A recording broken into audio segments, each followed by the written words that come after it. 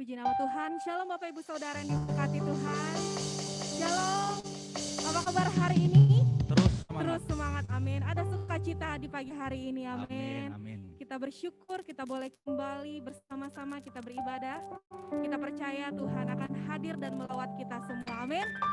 Hari ini mari kita mau memberikan yang terbaik buat Tuhan. Kita mau datang pada Tuhan. Dimanapun Bapak Ibu Saudara berada, kita percaya lawatan Tuhan akan mengalir atas setiap kita. Amin. Haleluya. Sebelum itu mari kita bersatu di dalam doa. Terima kasih Tuhan, terima kasih Yesus. Kami sungguh bersyukur Tuhan. Pagi hari ini ya Bapa, kami dapat bangun Tuhan. Kami boleh beribadah bersama-sama ya Yesus. Itu semua karena anugerah-Mu Tuhan. Itu semua karena kasih-Mu yang besar bagi setiap kami ya Bapa. Terima kasih Tuhan, terima kasih. Engkau yang menolong setiap kami, menyertai setiap jalan hidup kami ya Bapa. Dan hari ini Tuhan kami membawa hati kami, hidup kami ya Bapa. Segalanya yang terbaik Tuhan hanya untuk-Mu. Terima kasih Tuhan, kami siap memuji, menyembah-Mu. Hanya di dalam nama Tuhan Yesus, haleluya, amin. Terima kasih Tuhan, terima kasih Yesus. Kau Allah kami yang baik, yang mau kejar hadirat-Mu pagi hari ini ya Bapa. Hadirlah Tuhan di tengah-tengah kami Tuhan. Kami percaya Bapa, kemenangan terjadi di dalam hidup kami. Terima kasih Tuhan, terima kasih Yesus. Kami bersyukur Tuhan, kami bersyukur Yesus. Mari sama-sama kita mau menyembah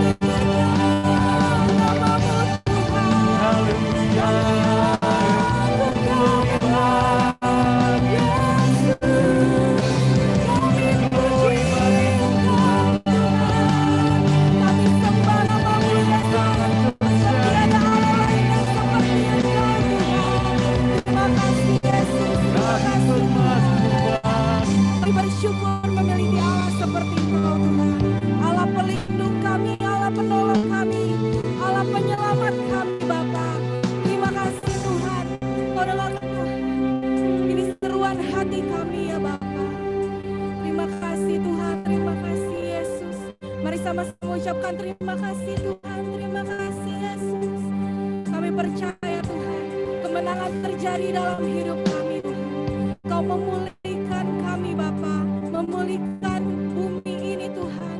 Terima kasih Tuhan, terima kasih Yesus. Mari yang percaya sama-sama kita katakan.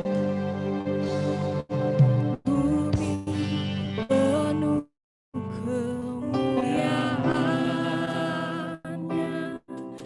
Bumi penuh kemuliaan.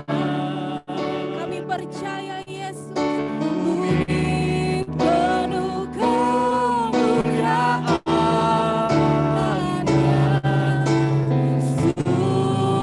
Sucilah. Mari yang percaya sama-sama angkat tangan dikatakan. Penuh kemuliaan-Nya. Bumi penuh kemuliaan. Tangan bumi. Bumi penuh kemuliaan-Nya. Sucilah Tuhan. Mari angkat kedua tanganmu. Katakan bumi penuh kemuliaan-Nya. Bumi penuh kemuliaan-Nya. Bumi penuh kemuliaan. Katakan bumi. Bumi penuh kemuliaan-Nya. Sucilah. Mari sekali lagi katakan bumi. Bumi penuh kemuliaan-Nya. Bumi penuh kemuliaan. Ya bumi penuh kemuliaan-Mu Tuhan. Penuh kemuliaan-Nya. Sucilah Tuhan. Sucilah Tuhan. Mari sekali lagi sama-sama katakan. Sucilah Tuhan. Amin. Mari berikan sorak-sorai yang meriah buat Tuhan. Bapa di surga, kami bersyukur Tuhan pada pagi hari yang indah ini. Kami boleh bersekutu dengan Engkau. Kami rindu setiap pujian kami boleh menyenangkan hati Tuhan. Hanya di dalam nama Tuhan kami berdoa dan bersyukur. Haleluya. Amin. Shalom seluruh jemaat Tuhan yang ada di rumah. Saya mengajak semua kita untuk bersama-sama memuji Tuhan pada pagi hari ini. Amin. Tak berkesudahan kasih setia Tuhan. Haleluya. Dari hari lepas hari kita menikmati kemurahan Tuhan.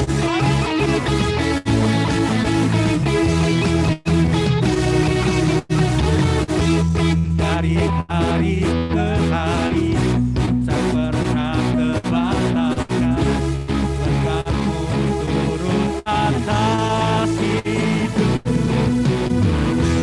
Dari hari ke hari tiada pernah tertunda kesetiaan-Mu Kau limpah terbagi. Tak berkesudahan kasih setia Tuhan, rahmat-Mu tak pernah habis. Dari hari-hari tangan-Mu yang perkasa, pesan kejayaan-Mu selalu menyimpan hidup, selalu pegang erat tangan. Mari sekali lagi kita mengangkat pujian ini dengan lebih semangat lagi. Haleluya, terima kasih Tuhan.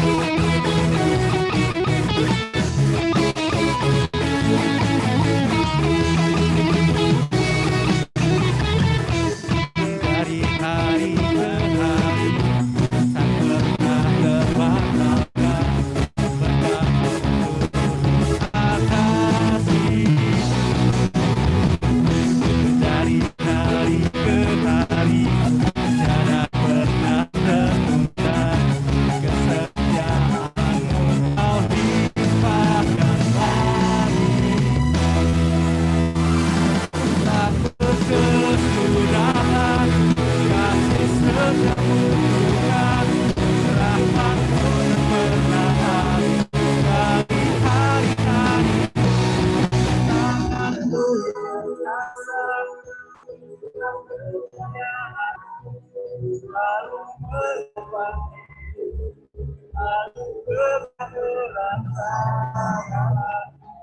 Kita berikan tepuk tangan yang paling meriah bagi Tuhan kita. Kita menikmati kasih Tuhan setiap hari.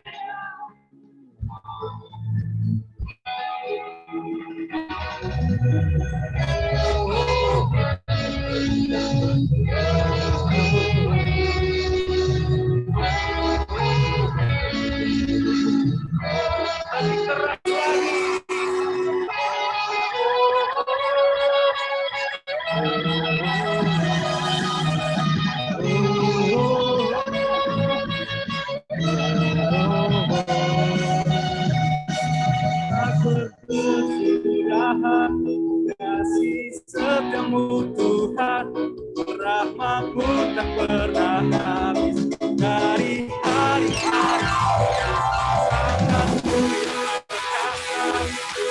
dan kejayaan selalu berbagi, selalu berapa.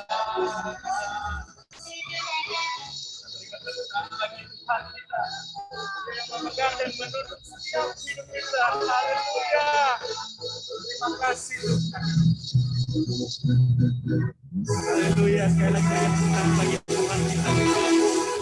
Kau Allah yang luar biasa Tuhan. Kau sangat baik dalam kehidupan kami. Terima kasih Bapa. Terima kasih atas kemurahan dalam kehidupan kami Tuhan. Saat ini kami rindu mendengarkan sabda-Mu. Berbicaralah kepada kami di tempat ini melalui hamba-Mu. Kami rindu Engkau lawat bangsa kami. Engkau berkati bangsa kami. Engkau pulihkan bangsa kami. Terima kasih Tuhan. Terima kasih. Inilah doa setiap kami Bapa.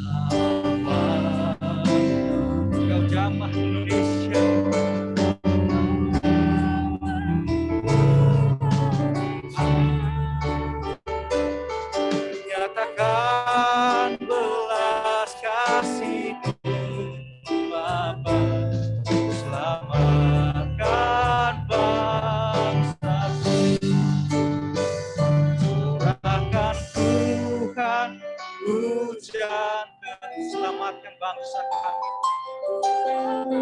Amin. Ini kerinduan kami.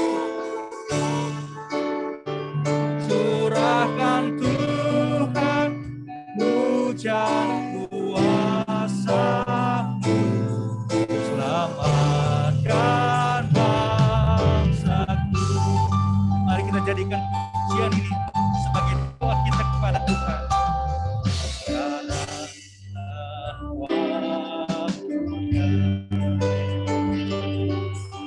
Kau lawat Indonesia,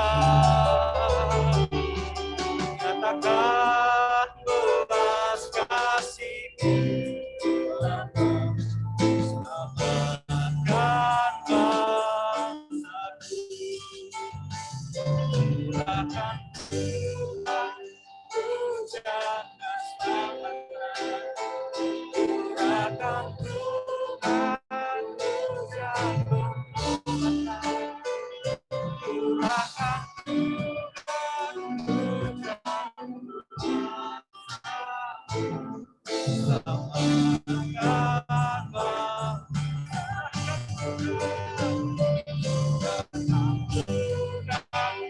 hujan selamatkan curahkan Tuhan hujan pertobatan, curahkan Tuhan hujan kuasa.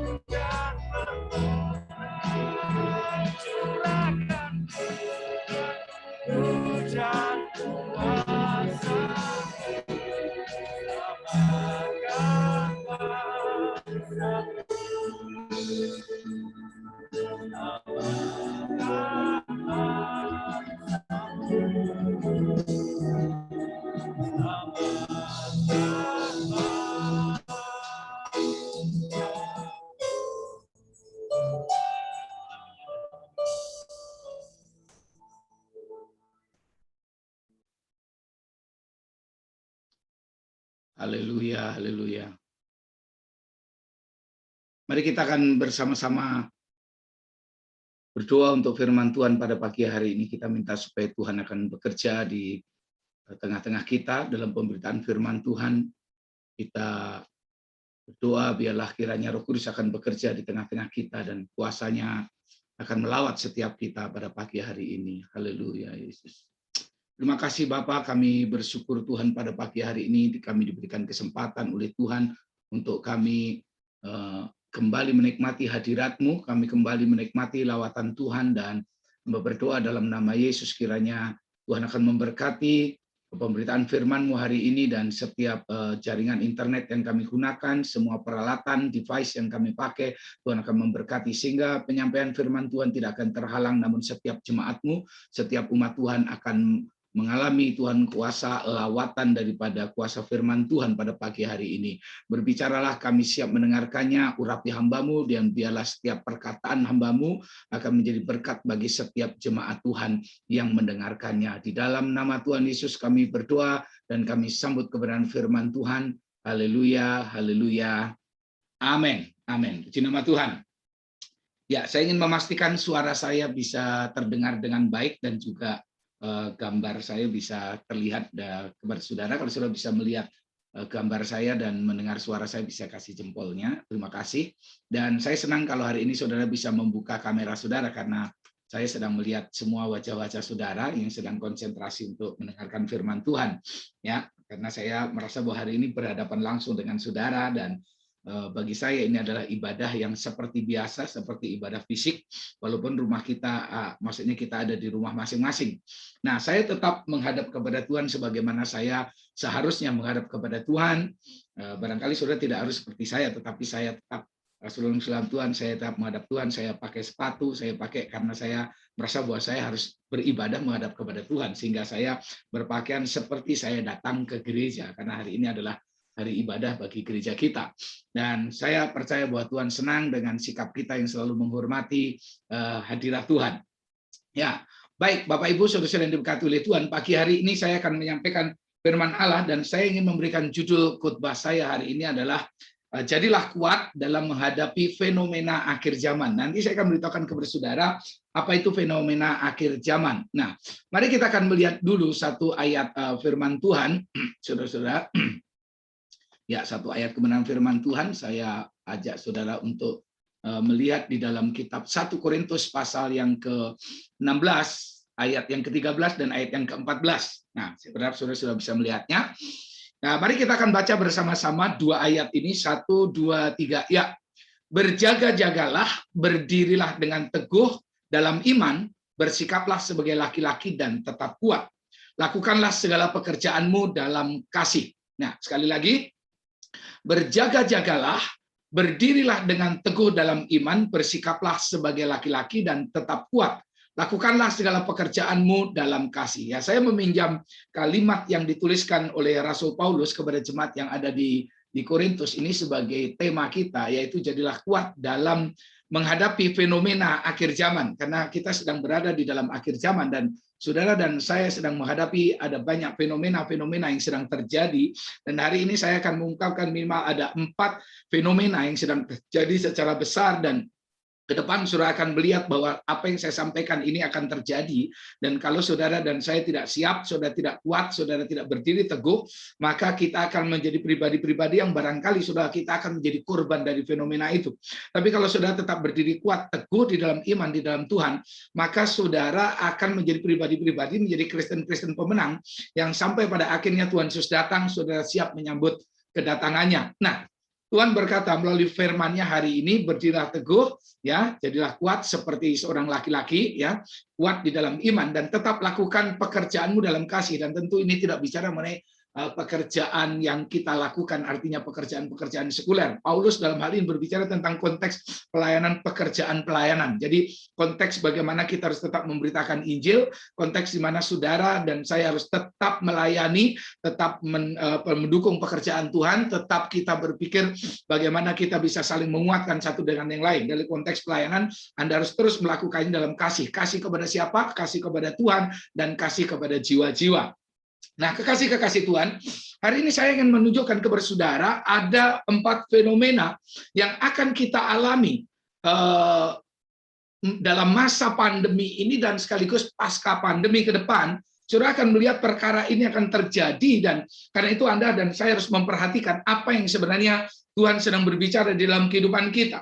Yang pertama, saudara-saudara, fenomena yang pertama di dalam menghadapi akhir zaman atau di dalam akhir zaman apa yang sedang terjadi. Yang pertama, saudara Tuhan, Anda akan melihat ada banyak angka kematian. Sudah, angka kematian akan meningkat secara luar biasa. Jadi tidak seperti biasanya, saudara, angka kematian itu meningkat. Barangkali ini mungkin belum berbicara tentang meterai yang dibuka, belum bicara mengenai cawan yang ditumpahkan di dalam kitab Wahyu, saudara. Karena kalau nanti sudah berbicara mengenai cawan yang ditumpahkan, bicara mengenai meterai yang ditumpahkan, itu bisa separuh, bisa sepertiga, bisa seperempat dari penduduk bumi ini akan mati. Tetapi menjelang itu, menjelang apa yang akan terjadi, saudara, akan ada banyak angka kematian terjadi di mana-mana, saudara. Nah, itu akibat dari apa? Akibat dari wabah penyakit. Nah, kita belum tahu penyakit ini akan berhenti sampai kapan, saudara-saudara yang dikasihi oleh Tuhan. Nah, terutama itu akan mereka yang jadi korban bagi mereka yang abai terhadap kesehatan. Jadi mereka yang abai terhadap kesehatan, mereka yang tidak memperhatikan cara makan mereka, pola hidup mereka, mereka akan cepat menjadi korban dari wabah penyakit itu, saudara-saudara. Nah, juga saudara-saudara, ini meningkatnya angka kematian ini adalah karena akibat perang. Nah, Afrika sudah mulai bergejolak lagi, saudara Tuhan, secara luar biasa, dan kemudian Bapak Ibu diberkati Tuhan, apa yang sedang terjadi di masa pandemi ini adalah justru meningkatnya ketegangan antara China dengan Amerika, dan bahkan negara kita sekarang sedang mengadakan pelatihan, sedang latihan perang dengan Amerika, dan ini seperti sedang saling manas-manasi dari satu dengan yang lain, saudara. Dan kemudian bukan hanya itu, tetapi juga akan terjadi meningkatnya itu karena terjadi pembunuhan. Dalam beberapa minggu ini kita mendengar pembunuhan terus terjadi. Itu hanya di negara kita, saudara. Itu hanya sebagian kecil dari yang terjadi di negara kita yang tertangkap oleh kamera atau tertangkap oleh wartawan, selalu diberitakan. Yang tidak diberitakan jauh lebih banyak daripada yang diberitakan. Dan itu hanya di Indonesia, belum lagi di luar negeri, saudara Tuhan. Ya, bayangkan kemarin juga ada berita di mana di Sarawak ada seorang tentara militer dari Malaysia, kerajaan Malaysia, itu dengan berondong teman-temannya, Islam Tuhan, ada 3 atau 4 orang meninggal temannya di dalam camp. Nah, itu hanya salah satu yang kemudian tercium atau terendus dalam berita secara internasional, Islam. Belum kejadian-kejadian yang lain di berbagai negara. Angka pembunuhan terus meningkat. Kenapa? Karena manusia menjadi semakin jahat luar biasa. Dan kemudian bukan hanya itu, juga angka kematian meningkat karena bencana alam yang akan terjadi di mana-mana. Ini sebenarnya sedang menggenapi yang menjadi nubuatan, yang menjadi khotbah dari Tuhan Yesus dalam kitab Matius pasal yang ke-24. Sudah akan tahu di situ akan terjadi, kalau sudah terjadi perang, terjadi kelaparan, kalau terjadi bencana alam, terjadi penyakit, kelaparan, wabah, dan lain sebagainya, maka Islam Tuhan itu akan digenapi. Dan ini fenomena yang pertama, Anda dan saya pasti akan melihatnya. Saudara dan saya sedang menghadapinya. Karena itu berhati-hatilah, jangan kita jadi korban, tetapi Anda dan saya tetap kuat di dalam menghadapi semua itu. Yang kedua, Islam Tuhan. Yang kedua, fenomena yang kedua adalah kejahatan meningkat. Ya, angka kejahatan meningkat. Jadi bukan angka kematian saja, tetapi angka kejahatan meningkat. Persis yang dikatakan oleh Rasul Paulus dalam kitab 2 Timotius pasal yang ketiga, ayat 1 sampai dengan yang kelima, kejahatan manusia meningkat. Manusia menjadi semakin jahat, tidak bisa membedakan tangan kiri dan tangan kanan, Islam Tuhan. Mereka menjadi semakin brutal. Dan Anda bayangkan, kejahatan manusia ini begitu luar biasa. Saya begitu sangat sedih banget, sangat sedih melihat berita yang terjadi di negara kita, Indonesia. Kejahatan manusia, kejahatan pemimpin negara ini. Mudah-mudahan nih para koruptor mendengar khotbah saya. Mudah-mudahan nih para politikus mendengar khotbah saya. jahatnya minta ampun, saudara-saudara. Bayangkan, bantuan-bantuan sosial dikorupsi oleh mereka. Dan dari tingkat pusat, dari tingkat kementerian. Saudara, Menteri Sosial ditangkap. Dari tingkat pusat kementerian. Mereka yang ada di lingkaran istana, mereka korupsi barang bantuan untuk rakyat yang sedang menderita. Lalu turun sampai kepada pemerintahan tingkat 2. Saudara-saudara. Sampai kepada yang terjadi yang mengerikan, sampai ke RT RW. Maka terjadi komplain dengan berita-berita. Saudara-saudara, bantuan mereka potong, mereka korupsi sedemikian rupa dan jahatnya. Manusia sudah tahu itu untuk membantu orang miskin, membantu orang susah. Gereja kita aja berpikir bagaimana kita bisa bantu orang-orang yang susah. Kita bisa bantu tetangga kita, masyarakat gereja di mana kita ada, kita bisa bantu. Kita berpikir bisa bantu, tapi pemimpin-pemimpin jahat itu ada di negeri kita. Makanya sampai kapanpun negeri ini nggak akan bisa maju, saudara. Kalau pemimpin-pemimpinnya jahat luar biasa seperti itu. Yang mereka pikirkan hanya perut mereka sendiri, hanya keuntungan mereka sendiri. Kejahatan luar biasa. Saya berdoa mudah-mudahan ada di antara mereka yang digerakkan oleh Tuhan, tiba-tiba buka klik, nanti kita upload di YouTube, saudara. Mudah-mudahan mereka bertobat mendengarkan ini. Belum lagi penipuan-penipuan lewat handphone dan lain sebagainya. Saya beberapa waktu yang lalu, saya pikir sering sudah mengalami, tetapi saya tolong Tuhan di chat dengan nomor ini dari akun Telegram mengatakan ini resmi dan Anda mendapat hadiah dan lain sebagainya. Saudara, ini pulsanya mau ditransfer kemana?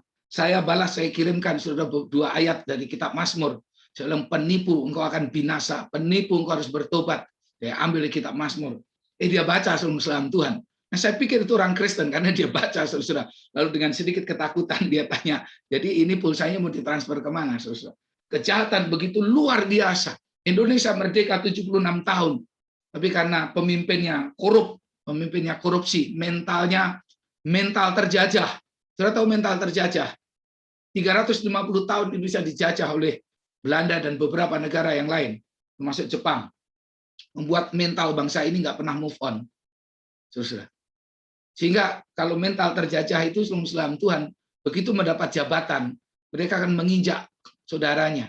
Dan itu yang terjadi dalam zaman penjajahan. Terus kemudian politik Indonesia itu masih politik adu domba. Nah itu saudara, mental terjajah. Nah, orang-orang Kristen, jemaat City Blessing, Anda dan saya harus punya mental seorang pemenang, mental seorang pejuang, mental seorang patriot, mental seorang yang mengasihi bangsa ini, berpikir untuk maju, saudara. Ya, nah ini harus kita. Lalu kemudian saudara ada yang disebut dengan extraordinary crime. Jadi kejahatan luar biasa. Dan saya pikir sebenarnya bukan hanya 3 ini, tapi ini disebutkan dalam konvensi internasional disebutkan 3 extraordinary crime, yaitu kejahatan tingkat luar biasa. Yang pertama, saudara Tuhan, itu adalah terorisme. Saya bersyukur beberapa waktu 2-3 hari yang lalu, saudara Tuhan, nah teroris tangkap lagi di Indonesia. Ini kelompok kadrun ini masih banyak berkeliaran terus, mereka terus berjuang. Kita berdoa Tuhan berdaulat atas Indonesia, saudara, menguasai Indonesia. Ya, terorisme. Nah, bayangkan saudara. Ini kalau terus dibiarkan, saudara, bangsa ini secara politik mereka masuk dalam lembaga-lembaga pemerintah sedemikian rupa. Nah, lalu kemudian narkoba, saudara, narkoba. Ini 2 jaringan ini saling memanfaatkan ini.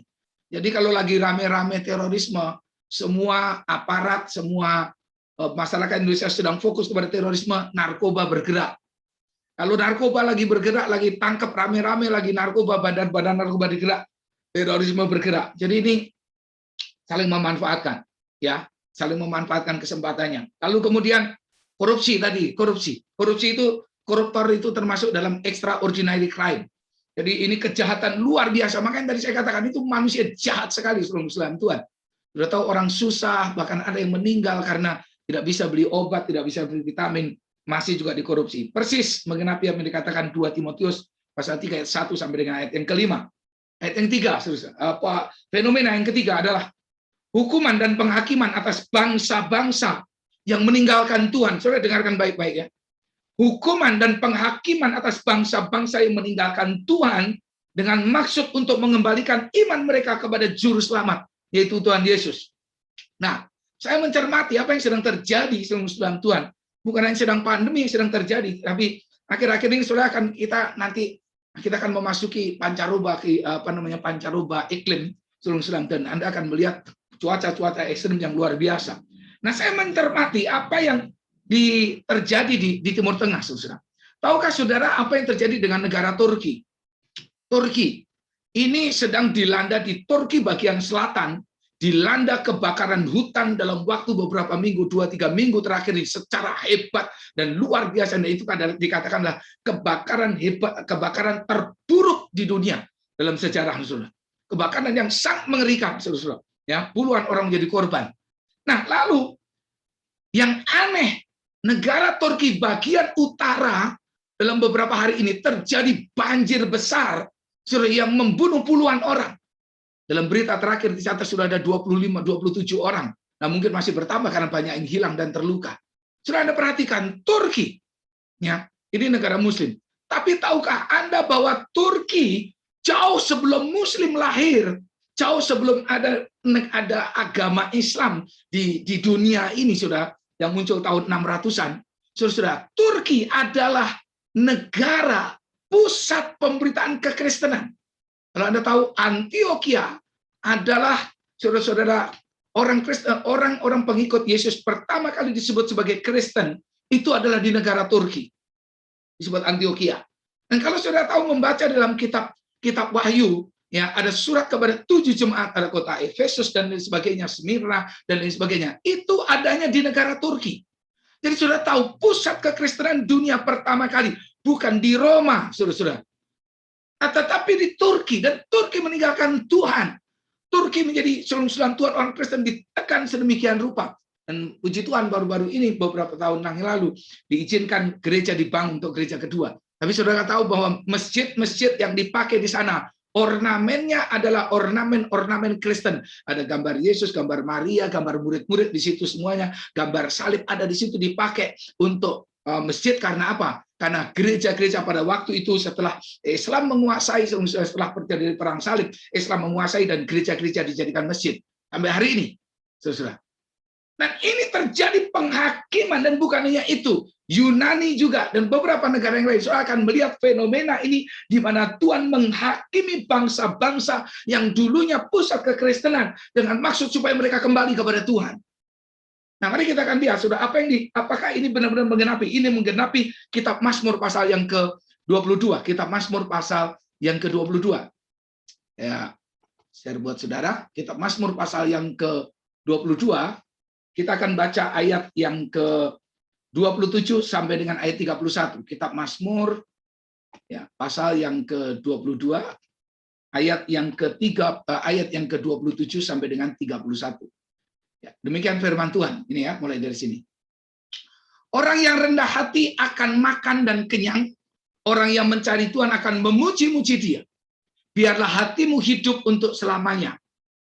Segala ujung bumi akan mengingatnya dan berbalik kepada Tuhan. Anda perhatikan. Segala ujung bumi akan mengingatnya dan berbalik kepada Tuhan. Dan segala kaum dari bangsa-bangsa akan sujud menyembah di hadapannya. Sebab Tuhanlah yang mempunyai kerajaan. Dialah yang memerintah atas bangsa-bangsa. Ya, kepadanya akan sujud menyembah semua orang sombong di bumi. Di hadapannya akan berlutut semua orang yang turun ke dalam debu dan orang yang tidak akan menyambung hidup. Anak-anak cucu akan beribadah kepadanya dan akan menceritakan tentang Tuhan kepada angkatan yang datang. Seluruh ujung bumi, seluruh bangsa-bangsa akan sujud menyembah kepadanya. Karena itu Tuhan ingin mengembalikan bangsa-bangsa yang tadi menjadi pusat kekristenan akan kembali menyembah kepada Tuhan. Saudara yang diberkati oleh Tuhan, ini kemudian juga akan menggenapi apa yang dinubuatkan di dalam kitab Filipi. Kitab Filipi pasal yang kedua. Saya share lagi buat saudara, supaya saudara bisa tahu. Kitab Filipi pasal yang kedua, ayat yang ke-10. Dan semua orang akan melihat kebenaran ini, saudara-saudara. Semua akan melihat bahwa dikatakan, supaya, Anda perhatikan ya, ayat yang ke-10. Supaya dalam nama Yesus, bertekuk lutut segala yang ada di bumi dan yang ada di atas bumi dan yang ada di bawah bumi, dan segala lidah mengaku Yesus Kristus adalah Tuhan bagi kemuliaan Allah Bapa. Amin. Saudara yang diberkati oleh Tuhan, Anda akan melihat fenomena ini secara nyata.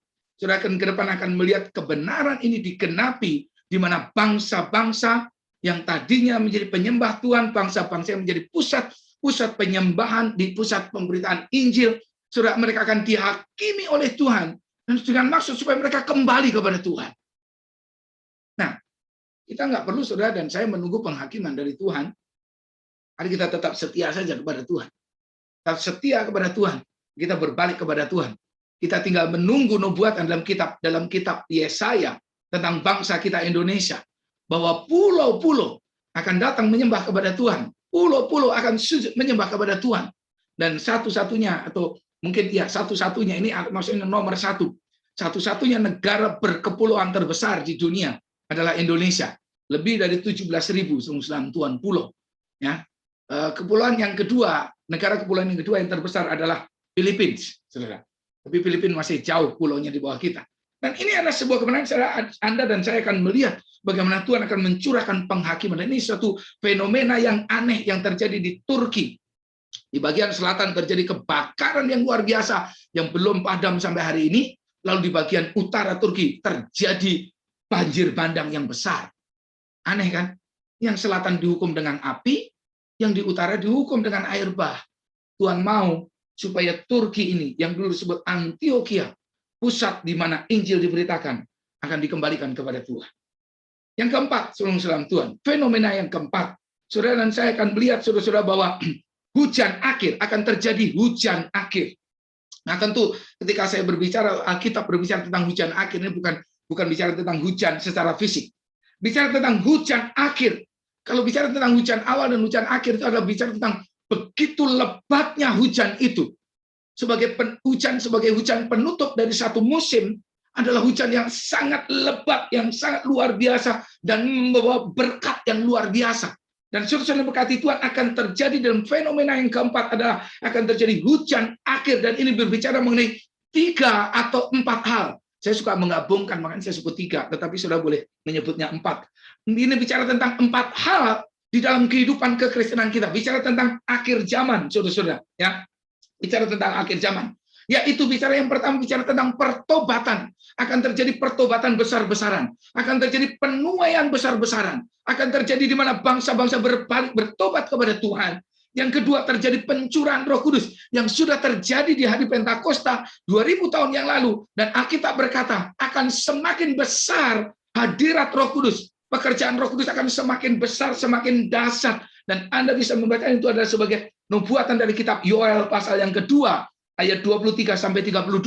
Di mana aku akan mencurahkan rohku ke atas semua manusia. Dan akibat dari pencurahan itu, yang ketiga adalah, saudara Tuhan, terjadi pengenalan akan Tuhan. Pengenalan akan Allah secara luar biasa. Nah, puji Tuhan, dengan kemajuan teknologi yang luar biasa, jemaat Tuhan sekarang bisa mengakses semua terjemahan Alkitab secara gratis. Jemaat Tuhan bisa belajar tentang tafsiran-tafsiran. Jemaat Tuhan bisa mengakses, bisa menginstall tafsiran-tafsiran, kamus-kamus teologi yang saudara bisa melihat di gadget saya ini penuh dengan kamus, dan saudara bisa mengakses bahasa asli yang Anda bisa belajar. Dan dari situlah terjadi pengenalan dengan pimpinan Roh Kudus, akan terjadi pengenalan akan Tuhan. Seperti Alkitab berkata, itu seperti air yang menutupi lautan. Roh Kudus dicurahkan. Saudara-saudara, bukan yang terjadi pertobatan besar, lalu juga terjadi pengenalan akan Allah secara dasar, secara luar biasa. Nah, maka khotbah-khotbah menjadi khotbah-khotbah yang kemudian memberikan satu pewahyuan-pewahyuan baru. Khotbah-khotbah memberikan pencerahan-pencerahan baru, memberikan pemahaman-pemahaman baru, saudara Tuhan. Dan saya berdoa bahwa saudara-saudara yang beribadah di City Blessing, Anda semakin mengenal Tuhan melalui khotbah-khotbah yang saya sampaikan dan hamba-hamba Tuhan sampaikan. Sudah semakin mengerti siapa Yesus yang kau sembah, semakin paham siapa Tuhan yang Anda sembah.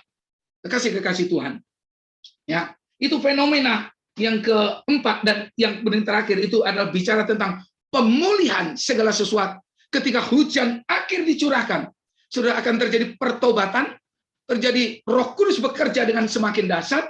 Yang ketiga akan terjadi pengenalan akan Allah seperti air menutupi lautan, dan yang kemudian keempat adalah terjadi pemulihan.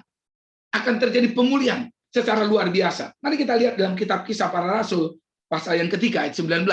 Nah, ini saya pikir hanya berlaku bagi orang-orang yang siap saja, Tuhan ya. Kisah Para Rasul pasal yang kedua. Oke, Kitab Kisah Para Rasul pasal yang kedua. Saya akan bacakan buat saudara ayat yang ke-19 dan ayat yang sampai dengan ayat yang ke-21. Demikian firman Tuhan. Tetapi dalam Tuhan Yesus, kitab ini Kisah Para Rasul tadi salah. Ya, pasal 2 ayat yang ke-19. Oke. Dan aku, Anda perhatikan ya, ini setelah terjadi pencurahan Roh Kudus, nubuatan yang diambil dalam kitab Yoel, ayat-ayat sebelumnya, dan dikatakan, aku akan mengadakan Kisah Para Rasul pasal yang ketiga, bukan pasal 2. Ya. Yang tadi itu tentang pencurahan Roh Kudus, lalu ini tentang pemulihan, pasal 3 ayat 19. Karena itu, sadarlah dan bertobatlah, supaya dosamu dihapuskan, agar Tuhan mendatangkan waktu kelegaan dan mengutus Yesus yang dari semula diuntukkan bagimu sebagai Kristus. Perhatikan ayat 21.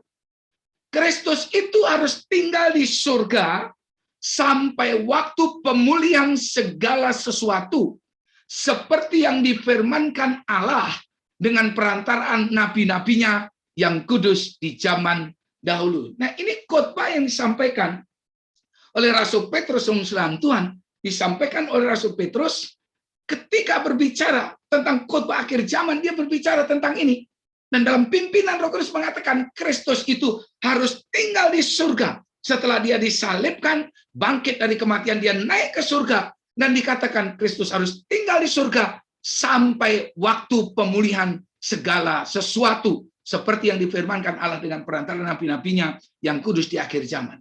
Dan karena itu Tuhan akan mengembalikan iman yang hilang. Tuhan akan mengembalikan bangsa-bangsa yang hilang. Tuhan akan membuat seluruh bangsa-bangsa bertobat di seluruh ujung bumi, sujud menyembah kepada Tuhan. Sampai terjadi pemulihan. Dan dikatakan, barulah tiba waktu kesudahannya, Yesus datang kembali. Nah, saudara dan saya akan melihat bahwa mengiringi peristiwa itu adalah peristiwa-peristiwa yang sebelum tadi saya katakan. Angka kematian meningkat akibat peperangan, wabah, penyakit, dan lain sebagainya. Lalu manusia menjadi semakin jahat. Kejahatan yang begitu luar biasa, extraordinary crime, terjadi di mana-mana. Lalu kemudian hukuman atas bangsa-bangsa. Semua terjadi sesuatunya yang mengerikan, yang bisa mendatangkan krisis. Dan baru kemudian akan terjadi pemulihan yang terakhir. Nah, karena itu, saudara saya tadi dikatakan, sadarlah dan berjaga-jagalah. Siap sedialah. Berdirilah teguh sebagai laki-laki dan tetap kuat di dalam iman. Bapak Ibu saudara yang berkati Tuhan, akibat dari itu. Mari kita melihat akibat dari fenomena itu. Dan ini yang saya ingin saudara perhatikan dengan baik-baik. Akibat dari fenomena di mana akhir zaman akan digenapi, salam Tuhan, adalah yang pertama, dikatakan saudara dan saya akan melihat iblis menjadi semakin geram. Iblis menjadi semakin geram, semakin murka sedemikian rupa. Ya. Sebab apa? Saya akan beritakan kepada saudara 3 alasan mengapa iblis menjadi geram. Dia akan bekerja maksimal siang dan malam. Dia akan menjadi murka. Dia akan menyerang orang-orang Kristen. Dia akan berjalan lebih intens lagi, mengaum-ngaum lebih intens lagi, menelan orang-orang Kristen yang dapat ditelannya. Saudara-saudara, ada 3 alasan. Saya tunjukkan kepada saudara dalam PowerPoint saya, salam Tuhan. Ya. Oke. Sebagai akibatnya, saudara. Nah, Anda perhatikan, sudah terlihat ya. Anda perhatikan di sini. Saudara, dalam kitab Wahyu pasal yang ke-12 ayat yang ke-12 ya, Wahyu 12:12. Saudara kan tahu, iblis begitu murka, begitu luar biasa, dan dikatakan celakalah hai bumi. Oke, saya ajak saudara membaca dulu ayat ini. Saya baca ayat dulu ini, lalu kemudian nanti saya akan jelaskan kepada saudara. Wahyu pasal yang ke-12 ya. Wahyu pasal yang ke-12, mulai ayat yang ke-12. Mungkin saya akan baca ayat yang sebelumnya ya. Oke. Ayat yang ke-10 sampai 12 kita baca. Ayat 10 sampai 12 dan nanti tolong saudara ingat ayat ini karena saya akan bahas beberapa ayat ini. Dan aku mendengar suara yang nyaring dari surga berkata, sekarang telah tiba keselamatan dan kuasa dan pemerintahan Allah kita dan kuasa Dia yang diurapinya, karena telah dilemparkan ke bawah pendakwa saudara-saudara kita. Perhatikan, pendakwa saudara-saudara kita yang mendakwa mereka siang dan malam di hadapan Allah kita. Nah, siapa yang dimaksudkan dengan saudara-saudara kita? Yang dimaksudkan saudara-saudara kita itu adalah mereka yang hidup di dalam perjanjian lama. Saudara. Dan nanti ada juga di dalam perjanjian baru, saudara-saudara kita yang juga ada di dalam perjanjian baru, nanti saya akan jelaskan kepada saudara apa yang dimaksudkan mendakwa saudara-saudara kita yang ada di perjanjian lama dan saudara-saudara kita yang ada di perjanjian baru. Ya. Lalu kemudian ayat ke-11. Dan mereka mengalahkan Dia oleh darah anak domba dan oleh perkataan kesaksian mereka. Karena mereka tidak mengasihi nyawa mereka sampai ke dalam maut. Ayat yang ke-12. Karena itu bersukacitalah hai surga dan hai kamu sekalian yang diam di dalamnya di surga. Dan perhatikan kalimat ini. Celakalah kamu hai bumi dan laut, karena iblis telah turun kepadamu dalam geramnya yang dahsyat, karena ia tahu bahwa waktunya sudah singkat. Saya ulang lagi. Celakalah kamu, hai bumi dan laut, karena iblis telah turun kepadamu dalam geramnya yang dahsyat, karena ia tahu bahwa waktunya sudah genap. Beberapa waktu yang lalu saya menjelaskan tentang laut itu apa, tapi saya hari ini nggak usah bahas. Kalau saudara waktu itu ingat, saudara ikutin pendalaman-pendalaman Alkitab, saudara akan tahu kenapa laut selalu disebut. Saudara-saudara. Nah, Anda perhatikan, saya stop ya. Alasan pertama, mengapa iblis menjadi geram? Mengapa iblis menjadi murka sedemikian rupa, saudara-saudara yang diberkati oleh Tuhan? Yang pertama karena dia tahu bahwa waktunya sudah singkat. Jadi saudara dan saya jangan main-main. Jangan saudara merasa sudah tahu Alkitab, jangan saudara sudah mengerti, merasa tahu mengerti Alkitab, lalu saudara anggap enteng. Waktunya singkat. Saudara nggak bisa main-main lagi. Jangan merasa karena saudara sudah Kristen lama, sejak lahir sudah Kristen, saudara sudah tahu tentang kekristenan, saudara jangan pikir. Karena Alkitab berkata, siapa yang menyangka dirinya kuat, berhati-hatilah. Siapa yang menyangka dirinya kuat, berhati-hatilah, jangan sampai ia jatuh. Sebab iblis siap menampi saudara dan saya. Jangan merasa bahwa engkau sudah punya pengalaman pelayanan sedemikian rupa, lalu engkau merasa engkau kuat. Karena iblis siap menjatuhkan orang-orang yang sombong. Yang kedua, mengapa iblis menjadi geram dan murka? Kita mencatat, saudara, karena dia sudah dikalahkan oleh Kristus di atas kayu salib. Dia sudah nggak punya wewenang apa-apa. Dia nggak punya senjata apa-apa. Kolose pasal 2 ayat yang ke-15 dikatakan, ia melucuti pemerintah-pemerintah, bicara tentang pemerintah, bicara tentang kerajaan iblis. Dengan memakukannya di atas kayu salib.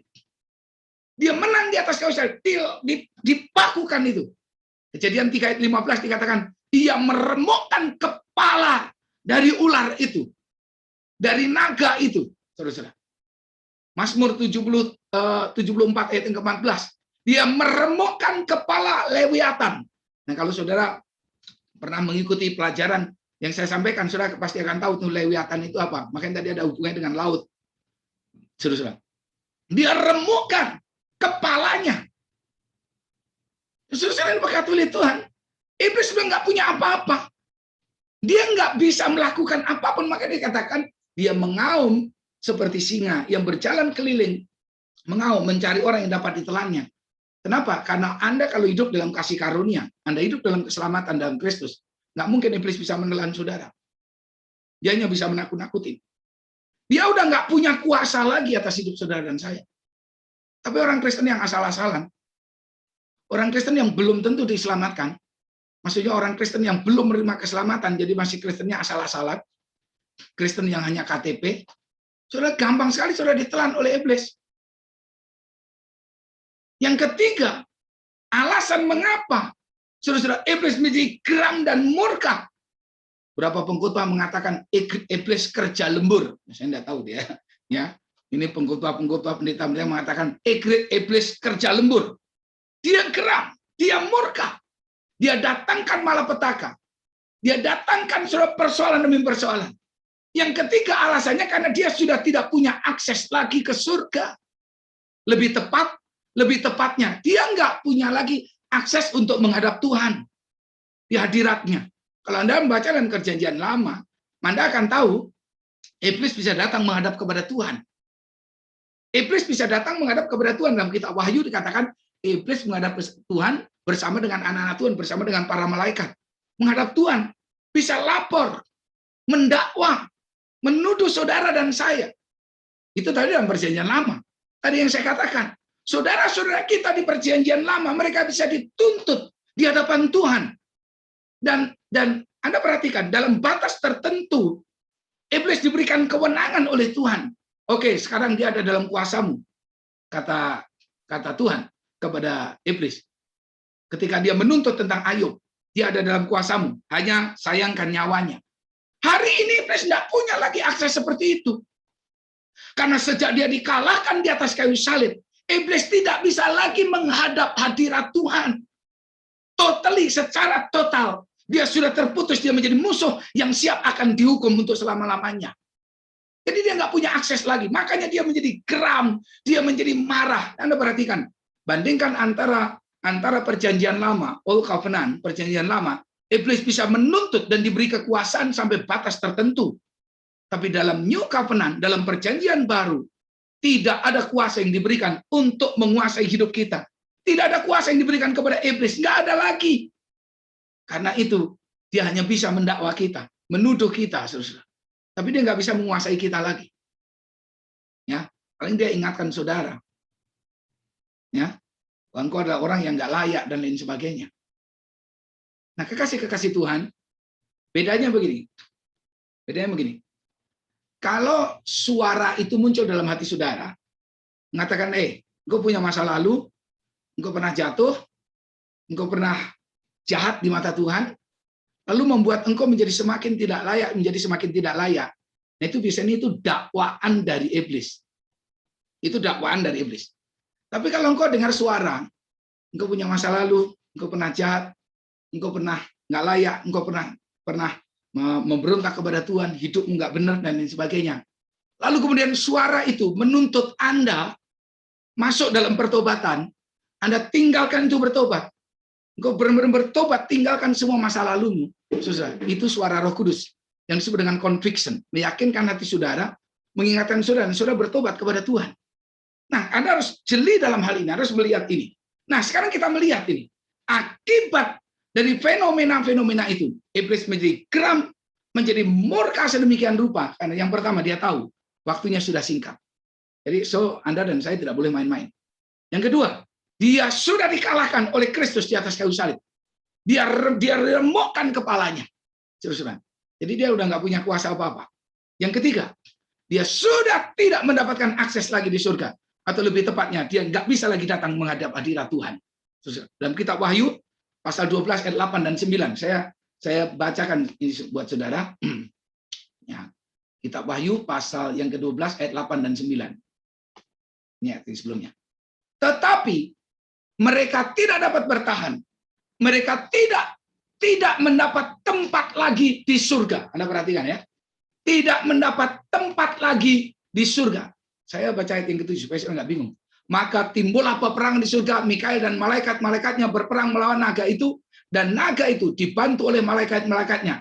Tetapi mereka, yaitu naga, iblis, dan malaikat-malaikatnya, tidak dapat bertahan. Mereka tidak mendapat tempat lagi di surga. Dan naga besar itu, si ular tua, yang disebut iblis atau Satan, yang menyesatkan seluruh dunia, dilemparkan ke bawah. Dilemparkan kemana saudara-saudara di sini? Dilemparkan ke bumi bersama-sama dengan malaikatnya. Makanya dia menjadi geram. So sekarang yang terakhir, bagaimana sikap saudara sebagai orang Kristen? Apa yang saudara dan saya harus lakukan sebagai anak-anak Tuhan? Dengan singkat, saya sampaikan kepada saudara. Bagaimana sikap kita, hidup kita sebagai orang Kristen? Yang pertama, Anda dan saya harus hidup dalam ketabahan dalam iman. Saudara hidup dalam ketabahan dan iman. Ya, saya bacakan lagi. Ini ayat yang penting untuk saudara dan saya tahu. Ya, Wahyu pasal yang ke-13. Wahyu pasal yang ke-13 ayat 9 sampai dengan ayat yang ke-10. 13 ayat 9 sampai dengan ayat yang ke-10. Demikian firman Tuhan. Barang siapa bertelinga, hendaklah ia mendengar. Di hari ini saudara mendengar tentang firman itu. Jadi istilah ini sering dipakai karena dulu dalam kebaktian-kebaktian selalu dibacakan Alkitab, selalu dibacakan scroll, gulungan-gulungan kitab, dan orang harus mendengar dengan baik. Karena itu dikatakan barang siapa bertelinga, hendaklah ia mendengar. Barang siapa ditentukan untuk ditawan, ia akan ditawan. Barang siapa ditentukan untuk dibunuh dengan pedang, ia harus dibunuh dengan pedang.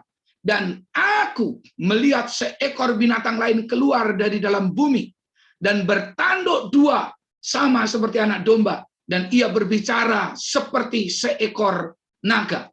Dan seluruh kuasa binatang yang pertama itu dijalankannya di depan matanya. Ia menyebabkan seluruh bumi dan semua penghuninya menyembah binatang pertama yang luka parahnya telah sembuh. Nanti lain waktu saya akan jelaskan tentang ini, tapi perhatikan. Dan ia mengadakan tanda-tanda yang dahsyat. Bahkan ia menurunkan api dari langit ke bumi di depan mata semua orang. Ia menyesatkan mereka yang diam di bumi dengan tanda-tanda yang telah diberikannya kepadanya untuk dilakukannya di depan mata binatang itu. Dan ia menyuruh mereka yang diam di bumi supaya mereka mendirikan patung untuk menghormati binatang yang luka oleh pedang, namun yang tetap hidup itu. Jadi perhatikan, iblis sudah dikalahkan, tapi hari ini masih hidup. Nah, bagian yang terakhir ya. Ayat 13, ayat 18. Saya langsung lompat saja ayat 18, supaya nggak terlalu lama. Yang penting di sini ialah hikmat. Barang siapa yang bijaksana, baiklah ia menghitung binatang-binatang karena bilangan itu adalah bilangan seorang manusia, dan bilangan itu ialah 666.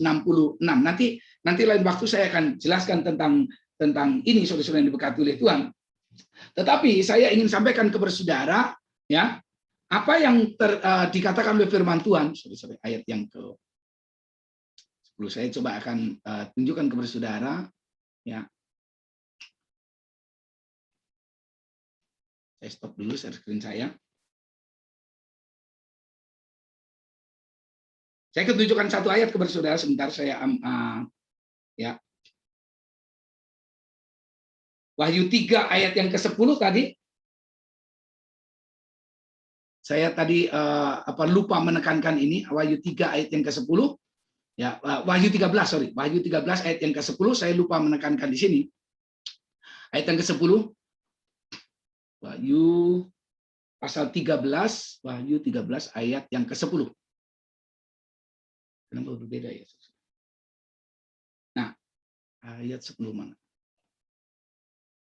Barang siapa ditentukan untuk ditawan, ia akan ditawan. Barang siapa ditentukan untuk dibunuh dengan pedang, ia akan dibunuh dengan pedang. Ia harus dibunuh dengan pedang. Kenapa ini ayat ini jadi berbeda di sini, saudara? Di dalam Alkitab. Saya bacakan yang di sini aja. Mungkin saudara bisa lihat di dalam Alkitab saudara. Saya nggak tahu kenapa ini Alkitab elektronik ini jadi sedikit Jadi mungkin ini ada di sini harusnya ada kalimat begini, saudara. Ya, ini agak kurang lengkap berarti ini Alkitab elektroniknya sini. Saya stop saja. Ya, mari kita lihat Wahyu 13 ayat yang ke-10.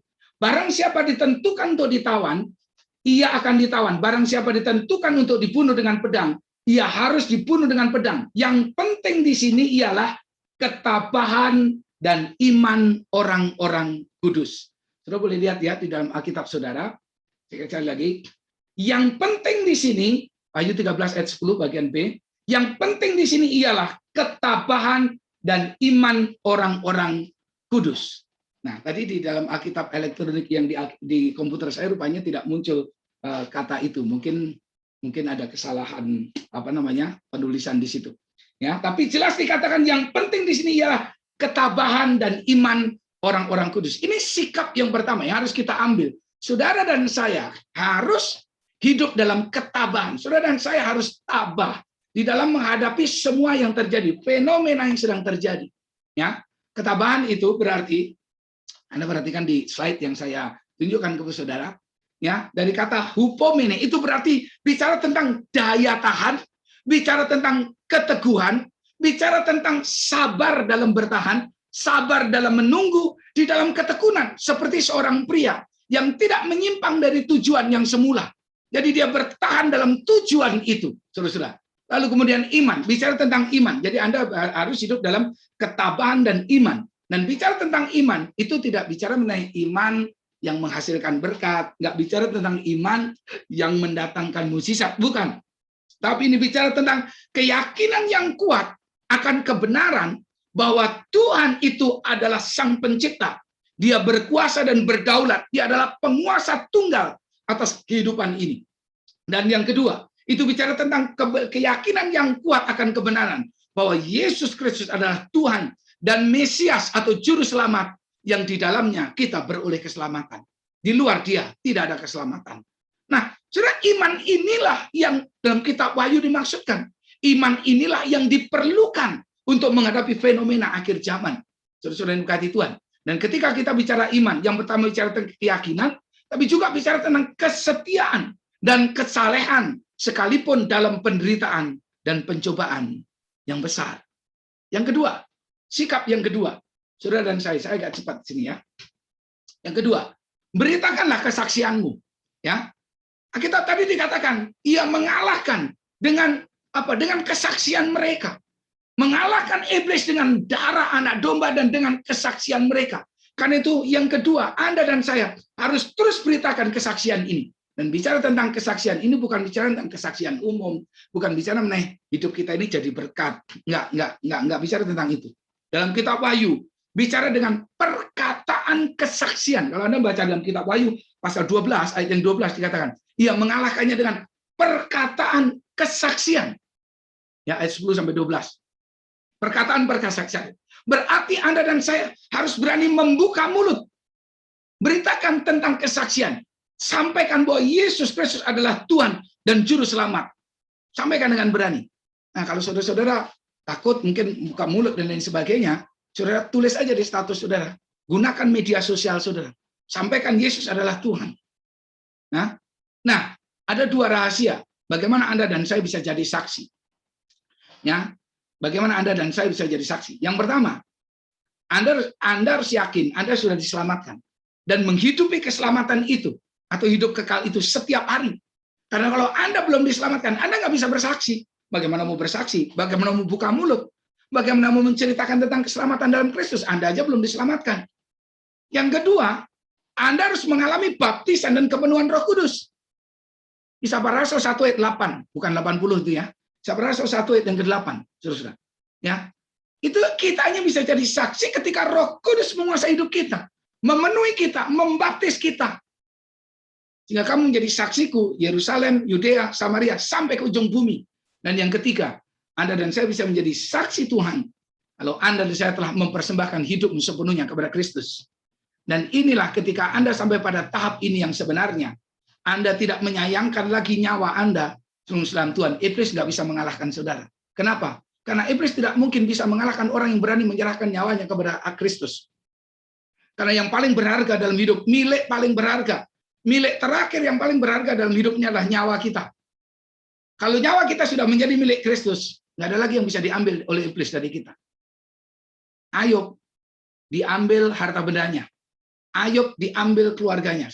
Diambil semua miliknya. Habis. Bahkan fisiknya, tubuhnya juga diambil. Sakit-sakitan. Tuhan bilang gini. Allah bilang gini. Hanya sayangkan nyawanya. Jangan sentuh nyawanya. Nah, kalau sudah nyawa kita berikan kepada Tuhan, nyawa kita menjadi milik Tuhan, iblis nggak bisa ambil apa-apa lagi dari hidup kita. Karena itu, iblis bisa dikalahkan oleh orang semacam ini. Sebagai aplikasi penerapan dalam kehidupan kita, mari saudara dan saya, Minta Roh Kudus menolong setiap kita agar tetap kuat, tabah dalam iman dan kesetiaan kita kepada Tuhan. Minta Roh Kudus menjamah saudara-saudara, ya, anggota keluarga kita, saudara-saudari kita yang telah pergi meninggalkan Tuhan, agar hatinya berbalik kepada Tuhan dan kembali menerima hidup yang kekal. Yang ketiga, minta Roh Kudus membuka jalan dan memberikan keberanian bagi kita untuk memberitakan Yesus Kristus kepada dunia yang gelap dan tidak berpengharapan ini. Mari kita tundukkan kepala. Kita naikkan satu pujian di hadapan Tuhan dan kita akan berdoa di hadapan Tuhan. Haleluya. Silakan Temo Musi. Kasih Tuhan, kasih Yesus.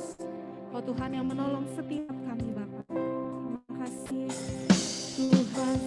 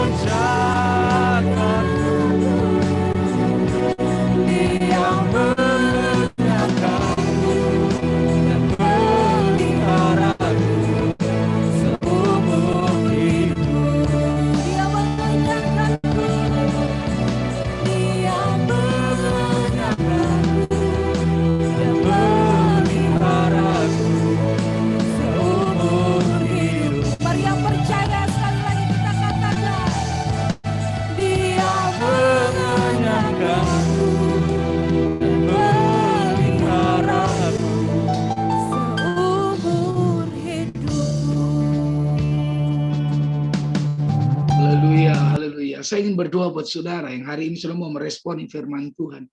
Saudara, kalau saudara perlu dikuatkan kembali oleh firman Allah. Saudara perlu diyakinkan kembali oleh firman Tuhan hari ini. Mari bersama saya, angkat tanganmu di hadapan Tuhan. Saudara boleh taruh tangan kananmu di dada saudara. Saya akan berdoa supaya firman Tuhan hari ini meneguhkan iman saudara, meneguhkan hati saudara. Saudara makin tabah di dalam menghadapi fenomena akhir zaman. Saudara makin kuat di dalam iman. Dan saudara tetap berani menyampaikan firman Allah. Saudara tetap berani memberitakan Injil kepada siapapun. Terima kasih, haleluya. Hamba berdoa hari ini Tuhan. Buat anak-anak-Mu, mereka yang mengangkat tangan di hadapan Tuhan, mereka yang sedang menaruh tangan kanannya di dada Tuhan. Hamba berdoa firman Allah hari ini turun dengan kuasa yang dari surga.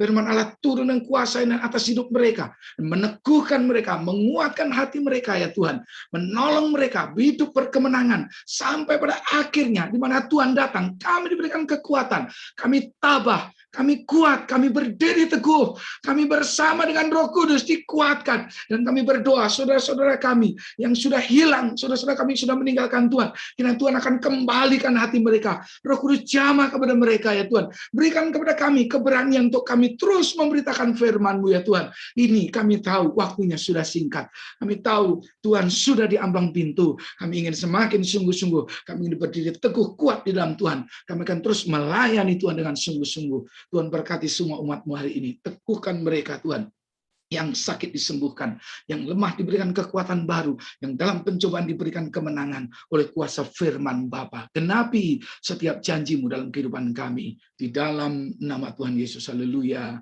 haleluya, amin, amin. Puji Tuhan. Saya bersyukur, terima kasih buat saudara yang begitu luar biasa meresponi firman Tuhan, dan saya percaya hari ini sudah dikuatkan kembali. Saudara-saudara, beberapa hal yang saya ingin sampaikan dengan cepat, nanti saudara bisa melihat semua pengumuman dalam warta jemaat dan dalam grup WhatsApp. Yang pertama, saudara-saudara, hari Selasa, nanti jangan lupa, hari Selasa kita akan ada doa bersama gabungan antara Gereja City Blessing dengan Agape Church Samarinda. Jam 7 malam waktu Indonesia Barat, saudara-saudara kita akan bergabung, dan dalam waktu 1-2 hari ini saya akan bagikan saudara-saudara poster dan juga link Zoom-nya, dan tolong dibagikan kepada sebanyak orang. Ya, saudara bagikan kepada saudara-saudara, keluarga saudara, teman-teman saudara. Nah, saudara-saudara yang dari luar Jawa, yang dari Nias, dari Sumatera, dari Sulawesi, dari Kupang, dari NTT dan sebagainya, saudara-saudara mari bagikan sebanyak-banyaknya, undang mereka join bersama. Jadi kita sudah siapkan Zoom dengan kapasitas 300 akun, dan nanti semua akan ini akan gabungan dan akan dilayani oleh tim dari City Blessing dan dari tim dari dari Agape Church Samarinda. Nah, itu saja yang pertama. Yang kedua, pagi hari hari Selasa tanggal 17 jam 10 tolong doakan ada 5 saudara kita yang akan dibaptis air. Jadi nanti pengurus gereja boleh datang ke gereja dan beserta dengan keluarga. Nah, tapi tidak boleh berkerumun, sudah hanya pengurus saja, silakan datang untuk saling untuk mendoakan. Jadi jam 10 pagi akan ada baptisan air di gereja, 5 orang dibaptis air, lalu kemudian Bapak Ibu berkati Tuhan, nanti malam pengurus gereja seperti yang sudah disampaikan di undangan di grup, ya, saya undang untuk malam hari nanti jam 6:30 kita akan ada meeting, pengerja, jadi khusus untuk pengurus dan yang sudah terima undangan di grup itu. Nah, seharusnya 7:30, tetapi karena tiba-tiba saya dari kampus tempat kuliah saya harus ada meeting lagi, ada meeting jam 7:30, jadi makanya meeting pengerja kita majukan. Baik. Itu saja, terima kasih buat saudara-saudara yang sudah setia beribadah dengan luar biasa. Hari ini Tuhan memberkati kita semuanya, tetap kuat di dalam Tuhan, dan kepada para pelayan-pelayan Tuhan sudah melayani dengan luar biasa. Hari ini jaringan internet di wilayah Gupo dan sekitarnya kurang bagus, tetapi puji Tuhan semua bisa berjalan dengan baik. Terima kasih para pelayan Tuhan, baik yang ada di pelayan mimbar dan juga tim multimedia. Tuhan memberkati kita semuanya, dan semua jemaat yang sudah beribadah hari ini, Tuhan memberkati kita semuanya. Mari kita tundukkan kepala, kita berdoa. Saya akan doa berkat. Setelah itu saudara akan diajak untuk menaikkan satu pujian atau satu lagu kebangsaan dalam memperingati Hari Kemerdekaan Indonesia, dan setelah itu nanti hostnya akan saya pindah, dan silakan untuk ditutup. Saya akan live lebih dulu karena saya harus berkhotbah pada jam ini. Mari kita berdoa di hadapan Tuhan. Bapa di surga, terima kasih. Kami bersyukur kepada Tuhan atas anugerah dan kebaikan Tuhan. Kau telah melawat kami dalam ibadah kami hari ini, dan kiranya berkat Tuhan tercurah atas setiap kami. Hari-hari kami ke depan, kami serahkan dalam tangan pimpinan-Mu, Tuhan. Tuntun langkah-langkah kami, Tuhan. Pelihara kehidupan kami, jagai kami, Tuhan, karena kami hidup dalam kasih karunia-Mu. Berkati para pelayan-pelayan Tuhan sudah melayani hari ini. Berkati saudara-saudara kami yang akan berumah baptisan air, sakramen baptisan air pada hari Selasa nanti.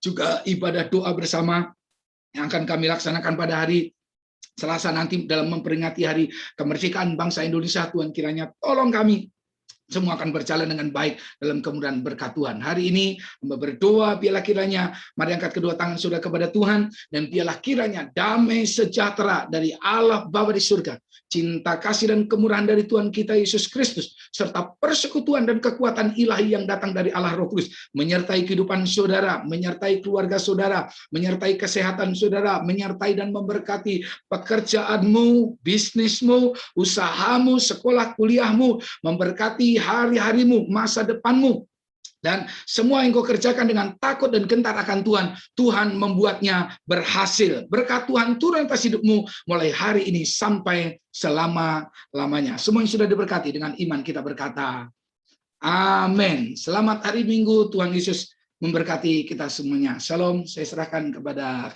tim pemuji.